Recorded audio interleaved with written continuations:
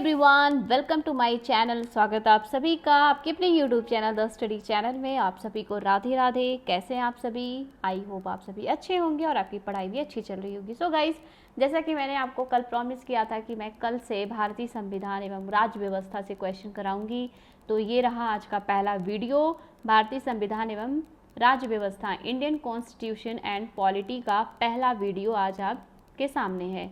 आज हम इसमें 25 क्वेश्चंस डिस्कस करने वाले हैं, 25 क्वेश्चन प्रैक्टिस करने वाले हैं। सो वीडियो को विदाउट स्किप आप एंड तक ज़रूर देखिए। अपने दोस्तों को फटाफट से शेयर कीजिए, लाइक कीजिए, नए हैं तो सब्सक्राइब कीजिए। आइए अपने क्वेश्चन की तरफ बढ़ते हैं। देखते हैं आज का पहला क्वेश्चन। सो गाइस, आज का पहला क्वेश्चन है कि लोकसभा और राज्यसभा में लोकपाल बिल और अधिक सख्त संशोधनों के साथ कब पारित हुआ?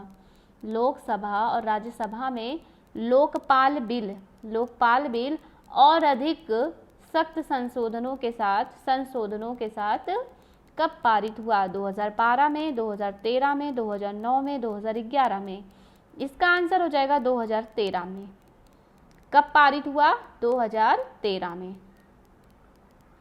नेक्स्ट है, समाजवाद मूलतः किसका आंदोलन है?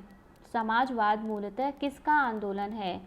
बुद्धिजीवी, गरीब लोग, मध्य वर्ग, कामगार। तो समाजवाद मूलतः जो है वो कामगार का आंदोलन है। किसका आंदोलन है? कामगार का आंदोलन। ऑप्शन नंबर डी इसका सही आंसर है। अगला प्रश्न है कि प्रथम केंद्रीय विधानसभा का गठन कब किया गया था? प्रथम केंद्रीय विधानसभा का गठन कब किया गया था? 1922, 1923, 1921, 1920। इसका करेक्ट आंसर क्या हो जाएगा गाइस? इसका आंसर हो जाएगा 1923। Option number B 1923। नेक्स्ट है कि भारत में संसदीय ढांचे में दो अस्थायी सदनों का नाम बताइए। भारत में संसदीय ढांचे में दो अस्थायी सदनों का नाम बताइए। अस्थायी सदन, राज्यसभा और विधानसभा, लोकसभा और विधान परिषद, राज्यसभा और विधान परिषद, लोकसभा और विधानसभा। आंसर हो जाएगा इसका लोकसभा और विधानसभा। Option number 4। नेक्स्ट है, मंडल आयोग रिपोर्ट किससे संबंधित है? मंडल आयोग रिपोर्ट किससे संबंधित है? तो मंडल आयोग रिपोर्ट जो है वो अन्य पिछड़े वर्गों से संबंधित है। ऑप्शन नंबर ए इसका करेक्ट आंसर होगा, अन्य पिछड़े वर्गों से संबंधित है। नेक्स्ट है कि प्रारंभ में कितने मौलिक अधिकार दिए गए थे? प्रारंभ में कितने मौलिक अधिकार दिए गए थे? अभी तो 6 मौलिक अधिकार हैं। प्रारंभ में कितने दिए गए थे? तो प्रारंभ में 7 दिए गए थे। ऑप्शन नंबर बी, प्रारंभ में 7 मौलिक अधिकार दिए गए थे, एक को हटा दिया गया है। वो कौन सा अधिकार है और उसको कहाँ पे अब रख दिया गया है? इसका आंसर आप कमेंट बॉक्स में दीजिए, क्योंकि आप तैयारी कर रहे हैं तो इसका आंसर आप दे सकते हैं। तो आप सभी प्लीज़ इसका आंसर आप कमेंट बॉक्स में ज़रूर दीजिएगा कि 7वां वो कौन सा मौलिक अधिकार है जिसको हटा दिया गया है और अब उसको कहाँ पे जोड़ दिया गया है। प्लीज़ आप इसका कमेंट करके आंसर दीजिए आप। और आइए अगले प्रश्न की ओर बढ़ते हैं। अगला प्रश्न है कि आईपीसी का निम्न में से कौन सा अनुच्छेद अप्राकृतिक यौन संबंध से संबंधित है? आईपीसी का निम्न में से कौन सा अनुच्छेद अप्राकृतिक यौन संबंध से संबंधित है? 376, 377, 370, 374। आंसर होगा 377। Option number B 377। अगला है कि भारतीय न्यायपालिका का अध्यक्ष है। भारतीय न्यायपालिका का अध्यक्ष कौन है? सर्वोच्च न्यायालय, संसद, राष्ट्रपति, प्रधानमंत्री। तो भारतीय न्यायपालिका का अध्यक्ष होता है सर्वोच्च न्यायालय। सर्वोच्च न्यायालय। Option number A. अगला है कि कोई व्यक्ति राज्य विधानमंडल का सदस्य हुए बिना अधिकतम कितने समय तक राज्य सरकार का मंत्री रह सकता है? कोई व्यक्ति राज्य विधानमंडल का सदस्य हुए बिना अधिकतम कितने समय तक राज्य सरकार का मंत्री रह सकता है? 6 महीने तक, कोई समय सीमा नहीं है, 1 वर्ष 3 महीने। आंसर हो जाएगा 6 महीने। ऑप्शन नंबर ए, 6 महीने तक वह मंत्री रह सकता है। अगला प्रश्न है दोस्तों, निम्न में से किसको धर्मनिरपेक्ष राज्य कहा गया है? किसको धर्मनिरपेक्ष राज्य कहा गया? धर्मों के बीच भेदभाव न करने वाले राज्य को, कि सभी धर्मों को राज्य के धर्म मानने वाले राज्य, एक विशिष्ट धर्म का पालन करने वाला राज्य, या फिर धर्म विरोधी राज्य? तो धर्मनिरपेक्ष का मतलब है कि भेदभाव ना करना। आंसर हो जाएगा धर्मों के बीच भेदभाव ना करने वाला राज्य, वो धर्मनिरपेक्ष राज्य उसको कहा जाएगा। नेक्स्ट है, भारतीय संविधान का कौन सा अनुच्छेद संसद को नागरिकता का अधिकार विनियमित करने की शक्ति देता है?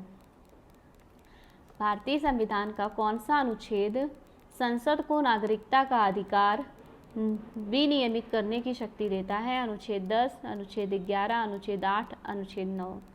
आंसर इसका हो जाएगा अनुच्छेद 11, ऑप्शन नंबर बी। नेक्स्ट है कि राज्य किसके माध्यम से काम करता है? राज्य किसके माध्यम से काम करता है? सरकार के माध्यम से, राष्ट्रपति के माध्यम से, राजनीतिक दल के माध्यम से, या दल का अध्यक्ष? आंसर हो जाएगा इसका सरकार के माध्यम से। राज्य किसके माध्यम से काम करता है? तो सरकार के माध्यम से। अगला है, भारतीय सर्वोच्च न्यायालय के न्यायाधीशों की नियुक्ति कौन करता है? भारतीय सर्वोच्च न्यायालय के न्यायाधीशों की नियुक्ति कौन करता है? राष्ट्रपति, मुख्य न्यायाधीश, प्रधानमंत्री, मंत्रिपरिषद? आंसर हो जाएगा राष्ट्रपति। कौन करता है गाइस? तो राष्ट्रपति। ऑप्शन नंबर ए जो है इसका करेक्ट आंसर है। आप सभी बीच में कमेंट करते रहिए कि आप वीडियो कहाँ से देख रहे हैं और आपको वीडियो कैसा लग रहा है। देखिए गाइस, आप ही लोग मेरे जो है मोटिवेशन हो। अगर आप वीडियो को लाइक करोगे, शेयर करोगे, सब्सक्राइब करोगे, कमेंट करोगे तो मुझे मोटिवेशन मिलेगा और मैं इस तरह की वीडियो और भी आप सभी के लिए लाऊंगी, क्योंकि ये वीडियो मैं कहीं से कॉपी नहीं करती हूँ, ये मैं खुद से तैयार करती हूँ। सारे क्वेश्चन सब कुछ मैं खुद से बनाती हूँ, मैं कहीं से भी कॉपी नहीं करती हूँ, तो इसमें बहुत टाइम लगता है। तो अगर आप लोग कमेंट करोगे, मुझे मोटिवेट करोगे, तो मैं और भी ज़्यादा मोटिवेट होकर के ऐसे वीडियोस आप सभी के लिए लेकर आया करूँगी, जिससे आप अपना प्रैक्टिस कर सकेंगे। तो गाइस चलिए आगे बढ़ते हैं। अगला प्रश्न है कि रिक्त स्थान की पूर्ति करें। अधिकार कर्तव्यों को बाधित करता है, अनुदेशित करता है, में निहित है, का विरोध करता है? तो अधिकार कर्तव्यों को क्या करता है? अनुदेशित करता है। क्या करता है? अनुदेशित करता है। ऑप्शन नंबर बी इसका सही आंसर होगा। अधिकार कर्तव्यों को अनुदेशित करता है। अगला प्रश्न है कि भारतीय संविधान के किस संशोधन अधिनियम द्वारा पंचायती राज व्यवस्था को सांविधानिक दर्जा दिया गया? आंसर है 71वें, 72वें, 73वें, 74वें। आंसर हो जाएगा 73वें, ऑप्शन नंबर 3।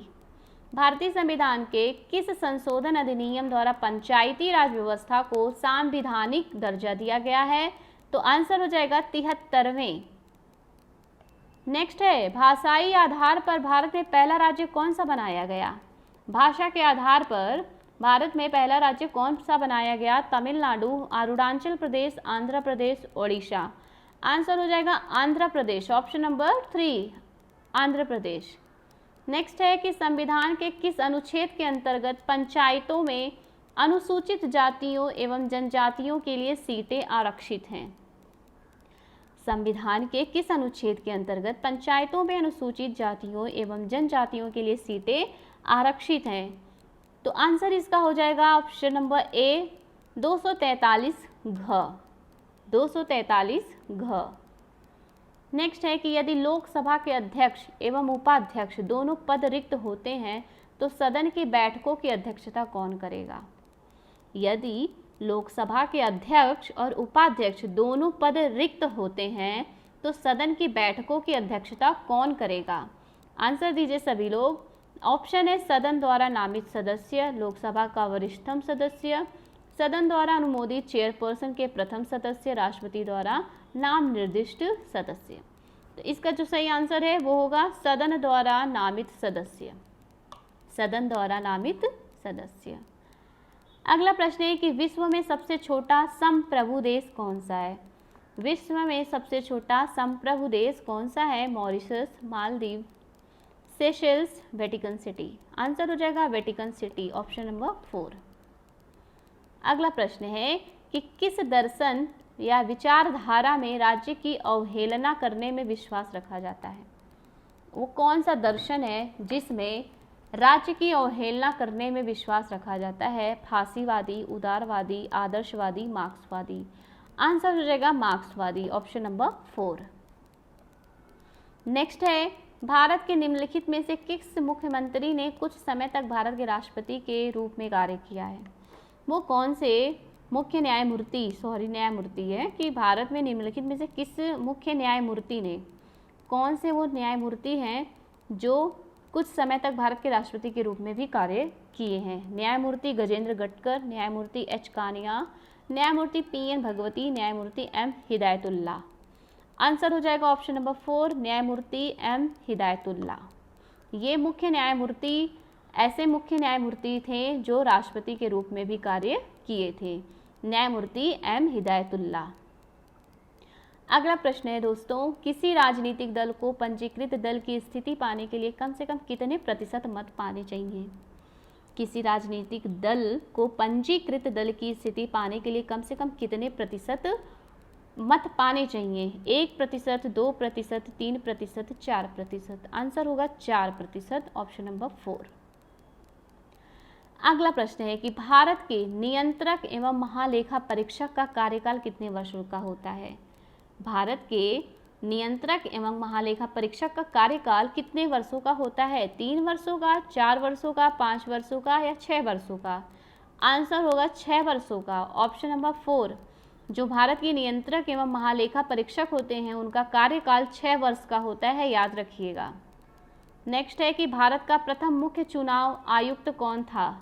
भारत का प्रथम मुख्य चुनाव आयुक्त था सुकुमार सेन, ऑप्शन नंबर 4। कौन थे? सुकुमार सेन थे। आज का लास्ट क्वेश्चन है कि सर्वोच्च न्यायालय के न्यायाधीश की सेवानिवृत्ति की आयु कितनी होती है? सर्वोच्च न्यायालय के न्यायाधीश की सेवानिवृत्ति की आयु कितनी होती है? 62 वर्ष, 65 वर्ष, 68 वर्ष, 70 वर्ष। आंसर हो जाएगा 65 वर्ष, ऑप्शन नंबर बी, 65 वर्ष। तो ये 25 क्वेश्चन है, इसमें पॉलिटी में मैं 122 क्वेश्चन कराऊंगी। और गाइस, इसके पहले मैंने प्राचीन भारतीय इतिहास और भारत का भूगोल, विश्व का भूगोल से मैंने कई सारे वीडियो बनाए हैं।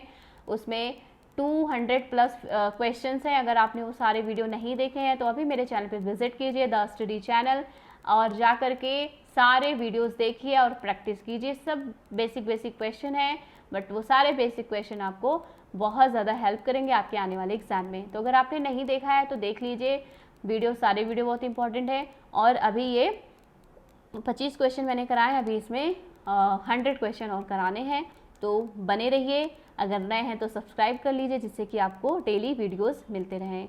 सो गाइस, मिलते हैं नेक्स्ट वीडियो में। Thank you, bye bye.